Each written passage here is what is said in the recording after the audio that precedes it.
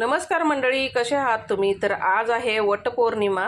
तर खास करून माझ्या बहिणींना वटपौर्णिमेच्या खूप खूप खूप साऱ्या शुभेच्छा. तर आज आपण मेसमध्ये बनवत आहे आमरस चपाती. तर आमरस आहे ना, मला मिक्सरमध्ये बनवलं ना त्याची चव आवडत नाही आहे. ती थोडासा कडू होतो किंवा थोड्या वेळाने काळपट पडतो. म्हणून आहे ना, अशा पद्धतीने बनवायचा छान होतो, चव पण चांगली लागते.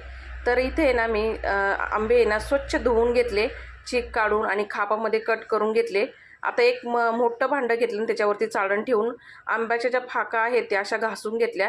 तर इथे बघा अशा पद्धतीने आपला आमरस तयार झाला. त्याच्यामध्ये साखर टाकून घेते. पहिले एका टोपामध्ये काढून घेतलं. आवडीनुसार जेवढा गोड पाहिजे तेवढं साखर टाकून घेतली आणि फ्रीजला थंड करायला ठेवला. लगेच इथं चपाती पण बनवून घेतलेली आहे.